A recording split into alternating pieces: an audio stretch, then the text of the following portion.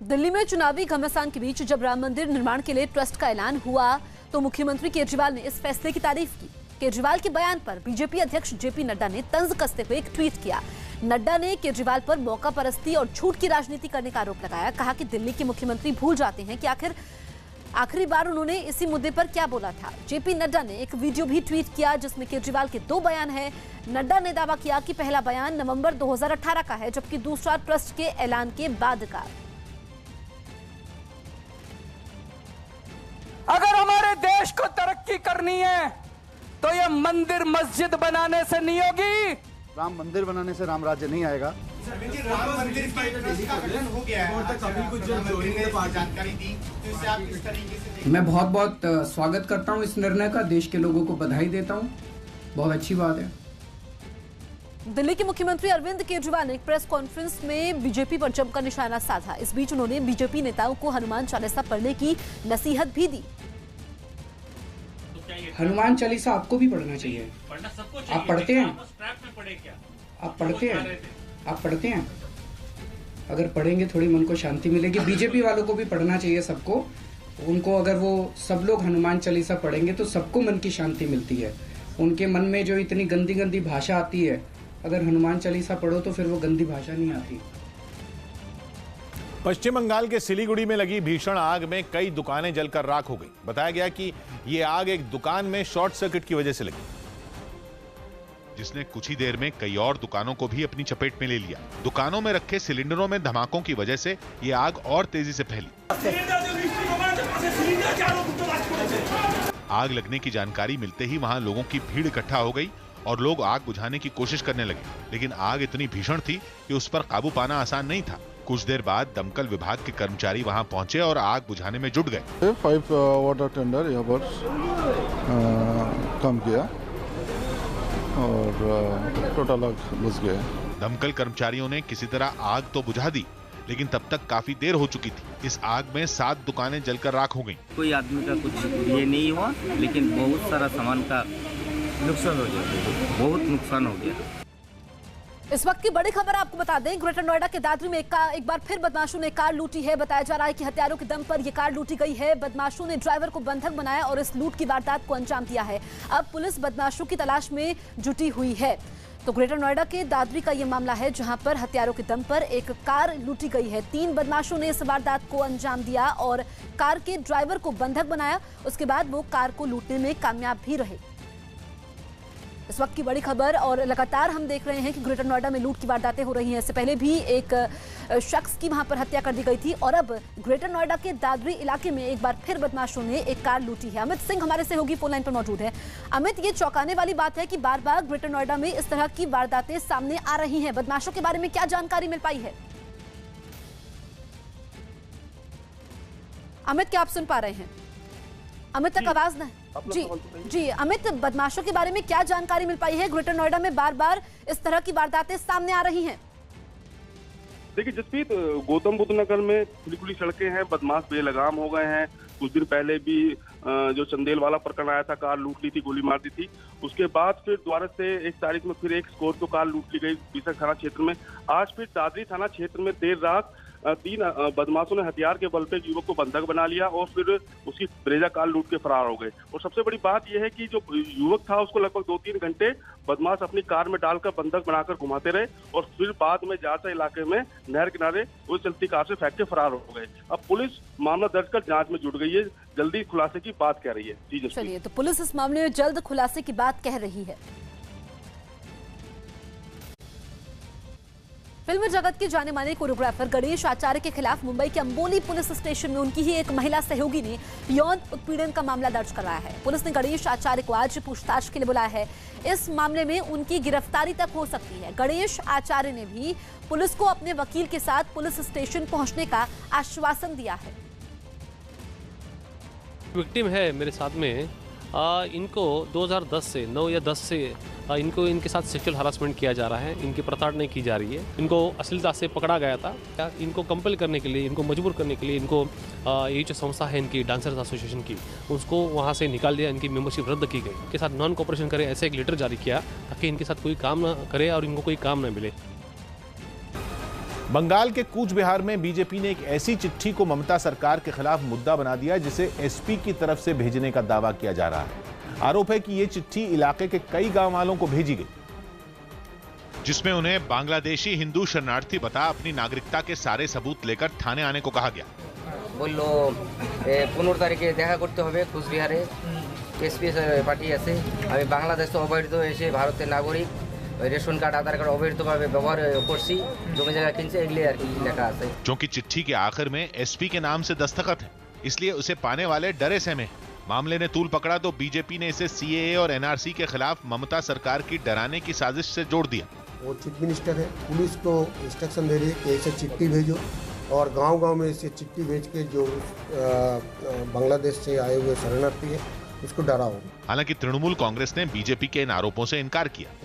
এনআরসির নাম করে বিজেপি যেভাবে সাধারণ মানুষকে ভীতি সন্ত্রস্ত অবস্থায় রাখছে, এইটাকে কাটানোর জন্য এইসব অপপ্রচার বিজেপি তৃণমূলের বিরুদ্ধে। তৃণমূলের নেত্রী খেয়ে দিয়ে কাজ নাই, এইসব করবে, আর পুলিশ প্রশাসনও করে নাই। आज दिल्ली में चुनाव प्रचार का अंतिम दिन है, इसलिए दिल्ली में सभी राजनीतिक दलों ने अपनी पूरी ताकत झोंक दी है। बुधवार को दिल्ली के मुख्यमंत्री अरविंद केजरीवाल ने सरोजनी नगर इलाके में रोड शो किया। सरोजनी नगर इलाका खुद मुख्यमंत्री अरविंद केजरीवाल के विधानसभा क्षेत्र में ही आता है। कर्नाटक हाईकोर्ट से नित्यानंद को झटका लगा। कर्नाटक हाईकोर्ट ने रेप और दूसरे मामलों में आरोपी स्वामी नित्यानंद की जमानत रद्द कर दी। अदालत से भगोड़ा घोषित नित्यानंद ने इन आरोपों के बाद इक्वाडोर के पास एक द्वीप खरीद लिया था। भारतीय महिला हॉकी टीम ने 5वें मुकाबले में मेजबान न्यूजीलैंड को 3-0 से हरा दिया। गुजरात के भरूच में एक बुजुर्ग की हत्या के आरोप में पुलिस ने 2 महिलाओं समेत 4 लोगों को गिरफ्तार कर लिया। हांगकांग की एयरलाइंस कैथे पैसिफिक ने अपने 27,000 कर्मचारियों को 3 हफ्ते के लिए बिना वेतन छुट्टी लेने के लिए कहा। कोरोना वायरस की वजह से एयरलाइंस के आर्थिक हालात खराब हो गए, जिसके बाद कंपनी ने यह फैसला लिया। तमिलनाडु में इनकम टैक्स डिपार्टमेंट ने दक्षिण भारतीय फिल्मों के अभिनेता विजय से टैक्स चोरी के आरोप में पूछताछ की। शाहीन बाग में जारी धरने में भाषण देने वालों के लिए एक फॉर्म बनाया गया, जिसमें किसी जाति, समुदाय, महापुरुष और संविधान के खिलाफ भाषण देने पर रोक का जिक्र है। जापान में एक जहाज के जिन 3,000 से ज्यादा यात्रियों को अलग रखा गया था, उनमें 10 लोगों में कोरोना वायरस की पुष्टि हुई। शाहीन बाग में फायरिंग केस की जांच के बीच ही कपिल गुर्जर मामले में एक राजनीतिक दल का नाम लेने की वजह से चुनाव आयोग डीसीपी राजेश देव से खफा है।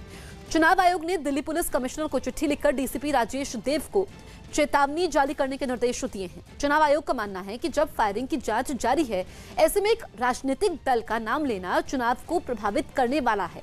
चुनाव आयोग ने साथ ही आदेश दिया कि डीसीपी राजेश देव को चुनावी कामों से दूर रखा जाए।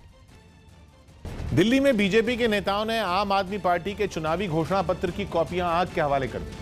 बीजेपी के नेताओं ने आम आदमी पार्टी के घोषणा पत्र को झूठ का पुलिंदा करार दिया, जिसका विरोध करने के लिए बीजेपी के कार्यकर्ता जंतर मंतर पहुंच गए। अगुवाई बीजेपी सांसद विजय गोयल ने की। साथ में पश्चिम बंगाल से बीजेपी सांसद रूपा गांगुली भी रही। इनका साफ तौर पर कहना है कि आम आदमी पार्टी ने जो मैनिफेस्टो जारी किया है वो झूठ का पुलिंदा है। और यहाँ आप देख रहे हैं कि इस मैनिफेस्टो को यहाँ पर आग लगाई जा रही है। आम आदमी पार्टी के घोषणा पत्र की कॉपियां जलाने के साथ ही बीजेपी कार्यकर्ता नारेबाजी भी करते रहे। बीजेपी का आरोप है कि 5 साल पहले किए गए वादे आम आदमी पार्टी ने पूरे नहीं किए। एक भी नया स्कूल नहीं, एक भी नया कॉलेज नहीं और एक भी नया अस्पताल नहीं। इसलिए इनके जो घोषणा पत्र जो कि झूठ का पुलिंदा है, उसको हमने आज यहाँ पर जलाया है। संसद के बजट सत्र में आज पीएम मोदी राष्ट्रपति रामनाथ कोविंद के अभिभाषण पर धन्यवाद प्रस्ताव का जवाब देंगे। बजट सत्र की शुरुआत में रामनाथ कोविंद ने अभिभाषण में सरकार की उपलब्धियों और नीतियों के बारे में बताया था। बजट के बाद सोमवार से राष्ट्रपति के अभिभाषण पर पेश धन्यवाद प्रस्ताव पर लोकसभा में बहस शुरू हुई थी, जिसकी शुरुआत बीजेपी सांसद प्रवेश वर्मा ने की थी। इस पर करीब करीब सभी पार्टियों के नेता सदन में बोल चुके हैं, जिसके बाद अब पीएम बारी बारी से सभी का जवाब देंगे। अभी तक की जानकारी के मुताबिक दोपहर 12 बजे पीएम मोदी लोकसभा में और शाम 5 बजे राज्यसभा में धन्यवाद प्रस्ताव पर बहस का जवाब देंगे। उत्तराखंड के कोटद्वार में पोस्ट ऑफिस की एक महिला कर्मचारी और इलाके की एक पार्षद के बीच विवाद हो गया। बताया गया कि किसी बात की जानकारी मांगे जाने पर पोस्ट ऑफिस में महिला कर्मचारी ने मना करते हुए पार्षद को वहां से जाने के लिए कहा। लेकिन जब पार्षद के साथ आए एक आदमी ने इसका वीडियो बनाना शुरू कर दिया तो महिला कर्मचारी गुस्से से तमतमा गई और उसने उस आदमी पर पेन उठाकर फेंक दिया, जिस पर हंगामा और बढ़ गया। तमीज नहीं है तुम्हें बात करने की? क्या बदतमीज है? बदतमीज लेडी। महिला कर्मचारी ने उस आदमी की वीडियो बनाने पर आपत्ति जताई और फिर उसके हाथ में जो कुछ आया उसने फेंकना शुरू कर दिया। इसके बाद वो उस आदमी से लड़ने के लिए आगे बढ़ने लगी, लेकिन पोस्ट ऑफिस में मौजूद दूसरे लोगों ने उसे रोक दिया। इसके बाद भी हंगामा शांत नहीं हुआ, क्योंकि अब पार्षद का पारा 7वें आसमान पर पहुंच चुका था। उसने तुरंत इसकी शिकायत अपने मोबाइल फोन के जरिए किसी अधिकारी से की, जिस पर बात और बिगड़ गई। इस बीच कई लोग महिला कर्मचारी को शांत करवाने की कोशिश करते रहे, लेकिन उसका कोई असर नहीं हुआ। अवैध तरीके से रह रहे हैं और इसी मामले पर सुनवाई करते हुए हाईकोर्ट ने शहरी विकास मंत्रालय को 15 दिन में घर खाली करवाने के निर्देश दिए। अदालत ने 2 टूक शब्दों में यह भी कहा कि अगर अवैध तरीके से रहने वाले लोग घर खाली न करें तो उनका सामान सड़क पर फेंक दिया जाए। मामले की सुनवाई के दौरान कोर्ट को यह भी पता चला कि शहरी विकास मंत्रालय ने घर खाली करने के लिए लोगों को शो कॉज नोटिस तक जारी नहीं किए हैं, जिस पर नाराजगी जताते हुए हाई कोर्ट में मंत्रालय के सेक्रेटरी पर 10,000 रुपए का जुर्माना भी लगा दिया गया। हालांकि हाई कोर्ट ने अपने फैसले से उन घरों को बाहर रखा जिन्हें खाली करने पर अदालत से स्टे मिला हुआ। पश्चिम बंगाल के बर्धमान में टीएमसी के एक कार्यकर्ता की गोली मारकर बेरहमी से हत्या कर दी गई। इस घटना के बाद इलाके में तनाव है। वहीं टीएमसी ने कार्यकर्ता की हत्या का आरोप बीजेपी पर लगाया। आरोप है कि शाम के वक्त कुछ लोगों ने टीएमसी कार्यकर्ता राथिन बिस्वास को फोन करके घर से बाहर बुलाया और फिर उन्हें गोली मारकर फरार हो गए। टीएमसी कार्यकर्ता की हत्या के बाद से घर वालों का रो रो कर बुरा हाल है। हत्या की सूचना मिलते ही पुलिस की एक टीम फौरन मौके पर पहुंची और मामले की जांच में जुट गई। इस दौरान पुलिस के कुछ लोग घटना वाली जगह से सबूत जमा करते भी दिखाई दिए। इसके बाद टीएमसी कार्यकर्ता के घर वालों ने बीजेपी के कार्यकर्ताओं पर हत्या का आरोप लगाया। टीएमसी आमिও করি যেমন ছেলেও করে সেজন্য তো আমি তো মানা করি নাই না বুঝতে পারিনি এরকম হয়ে যাবে না আর বুঝতে পারি নাই ও তো বিজেপিতে এখানে একটু প্রভাব কমই। वहीं बीजेपी ने टीएमसी कार्यकर्ता की हत्या के आरोपों को सिरे से खारिज कर दिया। ভোটিংয়ের ব্যবসা সংক্রান্ত বিষয়ে খুন হয়েছে, এটা তৃণমূলের অভ্যন্তরীণ বিষয়। বিজেপি খুনের সন্ত্রাসে বিশ্বাস করে না এবং খুন রাজনীতি বিজেপি করে না। বিজেপিকে বদনাম করার জন্য এটা করছে। मुंबई के मालाबार हिल इलाके में एक इमारत में भीषण आग लग गई, जिसे घंटों की कड़ी मशक्कत के बाद बुझाया जा सका। बताया गया कि यह आग शॉर्ट सर्किट की वजह से लगी, जो कुछ ही देर में तेजी से फैल गई, क्योंकि उस वक्त वहां तेज हवाएं चल रही थी। आग की लपटें इमारत की खिड़कियों से बाहर आने लगी और चारों तरफ धुआं फैलने लगा, जिसके बाद दमकल की कई गाड़ियां वहां पहुंची और आग को बुझाने के साथ इमारत में फंसे लोगों को बाहर निकालने का काम शुरू किया गया। जो धुएं का गुबार उठा उसके वजह से सभी लोग बेहोशी की कंडीशन में आने लगे थे, लेकिन उसी वक्त जो है फायर ब्रिगेड ने फिलहाल जो है बाहर निकाला हुआ है। दमकल कर्मचारियों और पुलिस की मदद से इमारत में फंसे सभी लोगों को तुरंत बाहर निकाला गया। वहीं गंभीर रूप से घायल हुए लोगों को अस्पताल भिजवाया गया। मुंबई के मालाबार हिल इलाके में ये इमारत में भीषण आग लगी और काफी मशक्कत के बाद इसे बुझाया जा सका। बताया यह गया कि आग शॉर्ट सर्किट की वजह से लगी। तस्वीरें आप देखिए, आग काफी भीषण थी और दमकल कर्मियों को काफी मशक्कत करनी पड़ी, क्योंकि धुएं का गुबार था। और आप देखिए कि वहां पर दमकल कर्मी थे, प्रशासनिक अमला पहुंचा हुआ था, लोग भी मौजूद थे। मालाबार हिल में ये इमारत थी जहां पर कई लोग बेहोशी की हालत में भी पाए गए। बताया यह गया कि शॉर्ट सर्किट की वजह से आग लगी। महाराष्ट्र के मुख्यमंत्री उद्धव ठाकरे ने श्री राम जन्मभूमि तीर्थ क्षेत्र ट्रस्ट के गठन पर प्रधानमंत्री का शुक्रिया जताया है। उद्धव ठाकरे 7 मार्च को अयोध्या जा रहे हैं। इस बीच वो दिल्ली जाकर पीएम मोदी से मुलाकात करेंगे। उद्धव ठाकरे ने श्री राम जन्मभूमि तीर्थ क्षेत्र ट्रस्ट के ऐलान को एक अहम फैसला बताया है।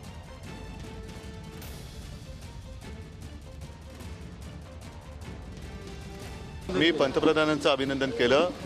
याचं कारण असं, राम मंदिर बांधण्यासाठी सर्वोच्च न्यायालयाने परवानगी दिली।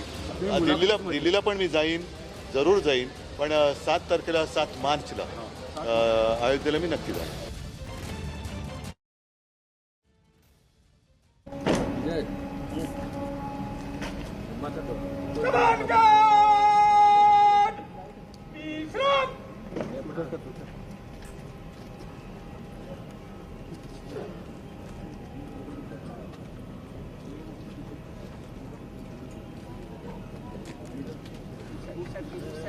उस साइड चलिए सर।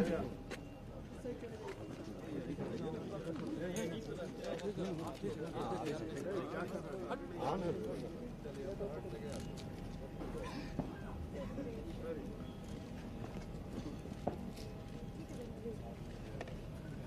तस्वीरें इस वक्त हम आपको दिखा रहे हैं जहां पर शहीद को श्रद्धांजलि दी जा रही है। आप देखिए तिरंगे में लिपटा हुआ है उनका पार्थिव शरीर और नम आंखों से उनको विदाई दी जा रही है।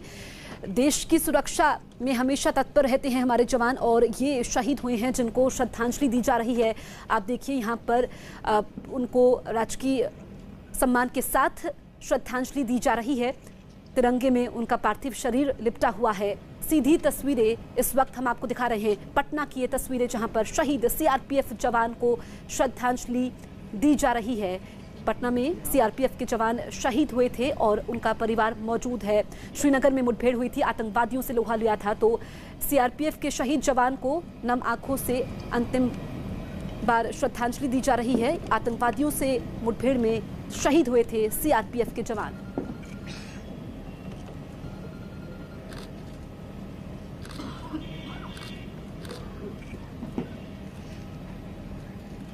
तो तस्वीरें हम आपको दिखा रहे हैं। कल श्रीनगर में मुठभेड़ हुई थी और इसमें पटना के सीआरपीएफ जवान शहीद हुए थे। आप देखिए इनका परिवार भी है जो श्रद्धांजलि दे रहा है। शाहीन बाग में फायरिंग केस की जांच के बीच ही कपिल गुर्जर मामले में एक राजनीतिक दल का नाम लेने की वजह से चुनाव आयोग डीसीपी राजेश देव से खफा है। चुनाव आयोग ने दिल्ली पुलिस कमिश्नर को चिट्ठी लिखकर डीसीपी राजेश देव को चेतावनी जारी करने के निर्देश दिए हैं। चुनाव आयोग का मानना है कि जब फायरिंग की जांच जारी है, ऐसे में एक राजनीतिक दल का नाम लेना चुनाव को प्रभावित करने वाला है। चुनाव आयोग ने साथ ही आदेश दिए हैं कि डीसीपी राजेश देव को चुनावी कामों से दूर रखा जाए।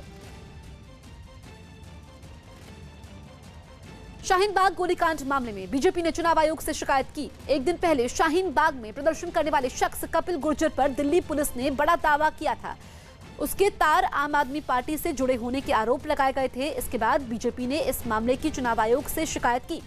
दिल्ली बीजेपी के प्रभारी प्रकाश जावड़ेकर की अगुवाई में बीजेपी का प्रतिनिधिमंडल चुनाव आयोग पहुंचा। इस मामले में कार्रवाई की मांग भी की। उसका सारा विवरण हमने दिया कि कैसे 1 तारीख को गोली वहां चली, किस तरह की उकसाने वाली भाषा उस लड़के ने की जिससे तनाव पैदा हो दोनों समुदायों में, और कैसे वो आम आदमी पार्टी से संबंधित है, ये पुलिस जांच में सामने आया। एक्टर रजनीकांत ने नागरिकता संशोधन कानून का समर्थन किया। उन्होंने सीएए का विरोध करने वाली पार्टियों पर मुसलमानों को गुमराह करने का आरोप लगाया। எந்த அச்சுறுத்தலும் கிடையாது. இது சம அரசியல் கட்சிகள் அவங்களுடைய சுயலாபத்துக்காக சுயநலத்துக்காக அவங்கள தீண்டு விடுறாங்க. இதில் இந்த மத குருக்களும் துணை போகிறாங்க. இது ரொம்ப ரொம்ப தப்பான விஷயம். यूपी के रामनगर में एक आदमी ने करीब 200 फीट ऊंचे बिजली के टावर से पैराशूट के जरिए छलांग लगा दी। छलांग लगाने का वीडियो भी सामने आया जिसमें एक आदमी बिजली के टावर पर खड़ा दिखाई दिया। टावर पर कुछ देर तक रुकने के बाद यह आदमी नीचे कूद गया। थोड़ी दूर जाने के बाद इस आदमी ने पैराशूट खोल लिया और आराम से नीचे उतर गया। टावर से छलांग लगाने वाला यह आदमी कौन था, इसका पता नहीं चल पाया है। तो टावर से पैराशूट के जरिए छलांग लगाई इस शख्स ने। यूपी के रामनगर की यह घटना है और ये शख्स कौन था, ये अभी पता नहीं चल पाया है।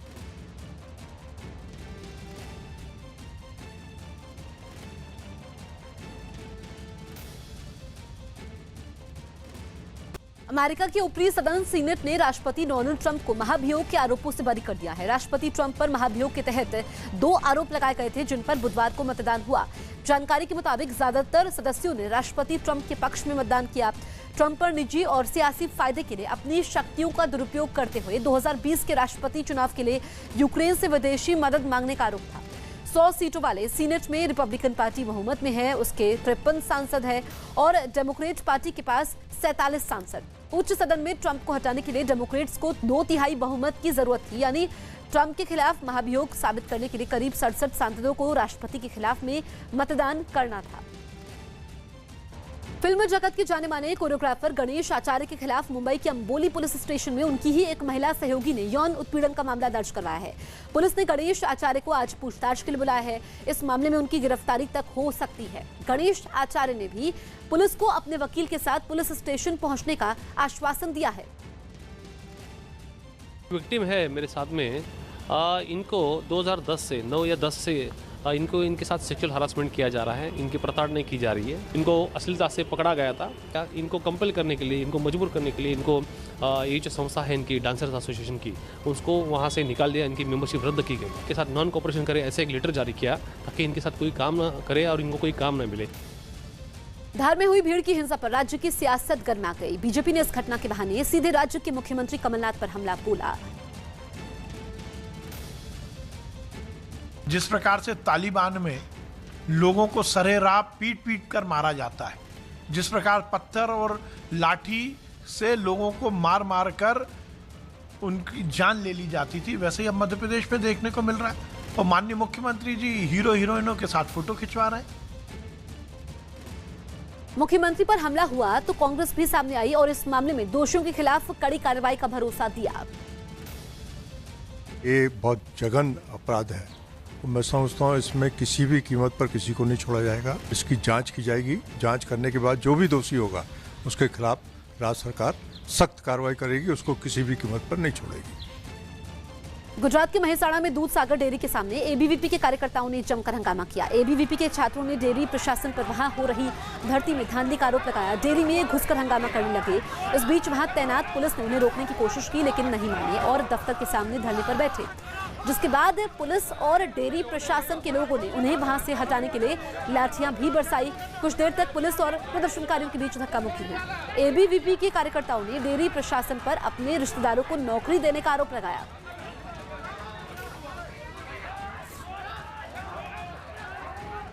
केंद्र सरकार के श्री राम जन्मभूमि तीर्थ क्षेत्र ट्रस्ट के गठन के ऐलान के बाद अयोध्या के हनुमानगढ़ी में साधु संतों ने दिवाली मनाई। संतों ने हनुमान चबूतरे पर दीपक जलाकर खुशी जाहिर की। 9 नवंबर को अयोध्या विवाद पर फैसला देते हुए सुप्रीम कोर्ट ने ट्रस्ट के गठन के निर्देश दिए थे, जिसके बाद अब सरकार ने इस ट्रस्ट की घोषणा की है।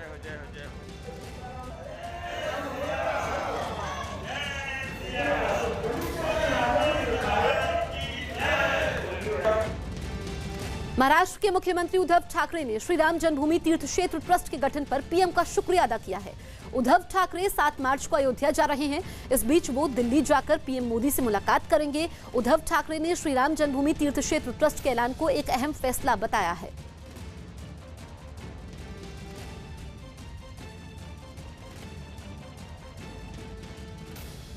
मी पंतप्रधानांचं अभिनंदन केलं। याचं कारण असं, राम मंदिर बांधण्यासाठी सर्वोच्च न्यायालयाने परवानगी दिली। दिल्लीला पण मी जाईन, जरूर जाईन, पण 7 तारखेला 7 मार्चला अयोध्येला मी नक्की जाईन। मुंबई में एक होटल में कंप्रेसर फटने से धमाका हुआ। धमाका इतना जोरदार था कि उससे 2 से 3 दुकानों के परखच्चे उड़ गए। धमाके की वजह से दूसरी मंजिल की खिड़कियों का ग्लास भी टूट गया। होटल धमाके की वजह से होटल के अलावा एक सलून और एक लैब को भी नुकसान पहुंचा है। शाहीन बाग में फायरिंग केस की जांच के बीच ही कपिल गुर्जर मामले में एक राजनीतिक दल का नाम लेने की वजह से चुनाव आयोग डीसीपी राजेश देव से नाराज है। चुनाव आयोग ने दिल्ली पुलिस कमिश्नर को चिट्ठी लिखकर डीसीपी राजेश देव को चेतावनी जारी करने के निर्देश दिए हैं। चुनाव आयोग का मानना है कि जब फायरिंग की जांच जारी है, ऐसे में एक राजनीतिक दल का नाम लेना चुनाव को प्रभावित करने वाला है। चुनाव आयोग ने साथ ही आदेश दिए हैं कि डीसीपी राजेश देव को चुनावी कामों से दूर भी रखा जाए।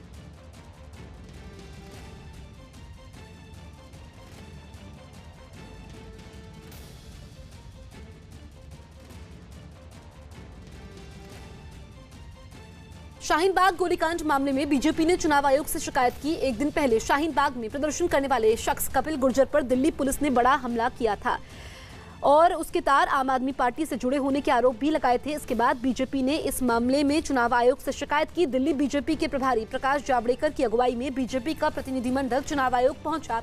इस मामले में कार्रवाई की मांग की। उसका सारा विवरण हमने दिया कि कैसे 1 तारीख को गोली वहां चली, किस तरह की उकसाने वाली भाषा उस लड़के ने की जिससे तनाव पैदा हो दोनों समुदायों में, और कैसे वो आम आदमी पार्टी से संबंधित है, ये पुलिस जांच में सामने आया। एक्टर रजनीकांत ने नागरिकता संशोधन कानून का समर्थन किया। साथ ही उन्होंने सीएए का विरोध करने वाली पार्टियों पर मुसलमानों को गुमराह करने का आरोप लगाया। உங்களுக்கு எந்த அச்சுறுத்தலும் கிடையாது. இது சம அரசியல் கட்சிகள் அவங்களுடைய சுயலாபத்துக்காக சுயநலத்துக்காக அவங்கள வந்து தீண்டு விடுறாங்க. இதில் அந்த மதகுருகளும் துணை போகிறாங்க. இது ரொம்ப ரொம்ப தப்பான விஷயம். संसद के बजट सत्र में आज पीएम मोदी राष्ट्रपति रामनाथ कोविंद के अभिभाषण पर धन्यवाद प्रस्ताव का जवाब देंगे। बजट सत्र की शुरुआत में रामनाथ कोविंद ने अभिभाषण में सरकार की उपलब्धियों और नीतियों के बारे में बताया था। बजट के बाद सोमवार से राष्ट्रपति के अभिभाषण पर पेश धन्यवाद प्रस्ताव पर लोकसभा में बहस शुरू हुई थी, जिसकी शुरुआत बीजेपी सांसद प्रवेश वर्मा ने की थी। इस पर करीब करीब सभी पार्टियों के नेता सदन में बोल चुके हैं, जिसके बाद अब पीएम बारी बारी से सभी का जवाब देंगे। अभी तक की जानकारी के मुताबिक दोपहर 12 बजे पीएम मोदी लोकसभा में और शाम 5 बजे राज्यसभा में धन्यवाद प्रस्ताव पर बहस का जवाब देंगे।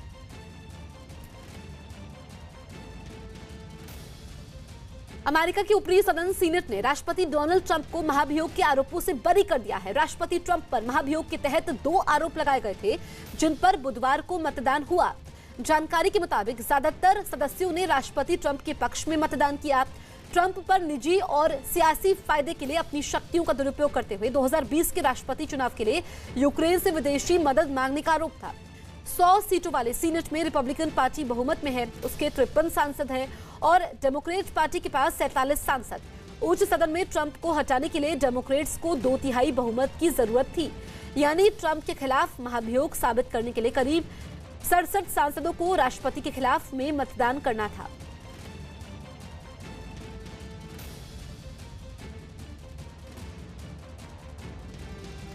उत्तर प्रदेश के मुजफ्फरनगर में एक दूल्हे का वीडियो सोशल मीडिया पर वायरल हो रहा है, जिसमें वो अपनी शादी में ताबड़तोड़ फायरिंग करता हुआ नजर आया। वीडियो में एक बग्घी पर सवार दूल्हा एक पिस्तौल से गोली चलाता दिखाई दिया। इस बीच वहां कई लोग मौजूद थे, लेकिन किसी ने भी उसे रोकने की कोशिश नहीं की। बताया गया कि ये वीडियो 30 जनवरी का है और गोली चलाने वाले दूल्हे का नाम नितिन है। वहीं सोशल मीडिया पर दूल्हे की गोली चलाने का वीडियो वायरल हुआ तो पुलिस भी हरकत में आई और मामले की जांच में जुट गई।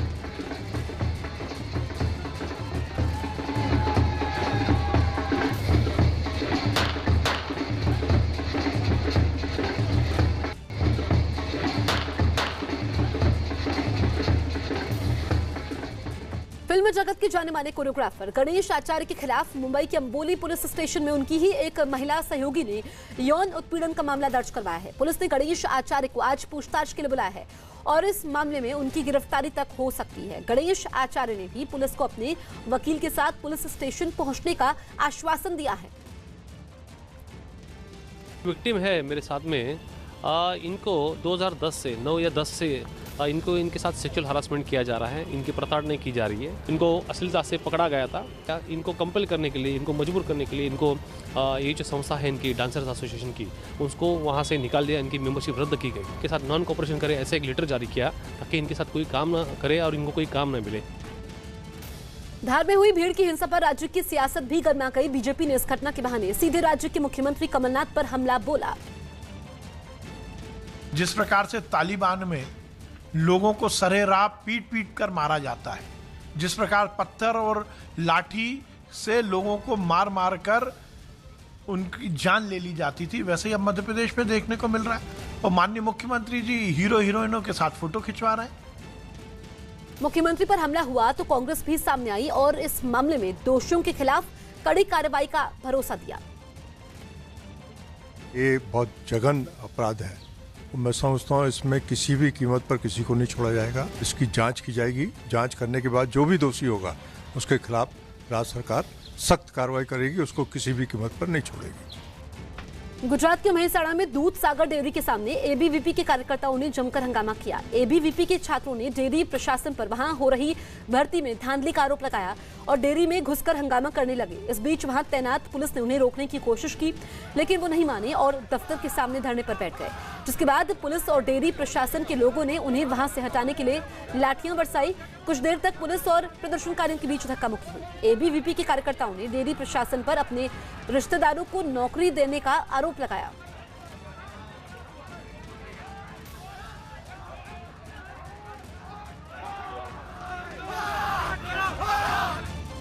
केंद्र सरकार के श्री राम जन्मभूमि तीर्थ क्षेत्र ट्रस्ट के गठन के ऐलान के बाद अयोध्या के हनुमानगढ़ी में साधु संतों ने दिवाली मनाई। संतों ने हनुमान चबूतरे पर दीपक जलाकर खुशी जाहिर की। 9 नवंबर को अयोध्या विवाद पर फैसला देते हुए सुप्रीम कोर्ट ने ट्रस्ट के गठन के निर्देश दिए थे, जिसके बाद अब सरकार ने इस ट्रस्ट की घोषणा की है।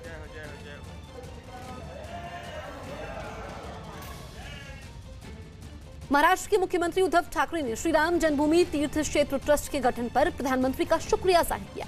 उद्धव ठाकरे 7 मार्च को अयोध्या जा रहे हैं। इस बीच वो दिल्ली जाकर पीएम मोदी से मुलाकात करेंगे। उद्धव ठाकरे ने श्री राम जन्मभूमि तीर्थ क्षेत्र ट्रस्ट के ऐलान को एक अहम फैसला बताया है। मी पंतप्रधानांचं अभिनंदन केलं। याचं कारण असं, राम मंदिर बांधण्यासाठी सर्वोच्च न्यायालयाने परवानगी दिली। दिल्लीला पण मी जाईन, जरूर जाईन, पण 7 तारखेला 7 मार्चला अयोध्येला मी नक्की जाईन।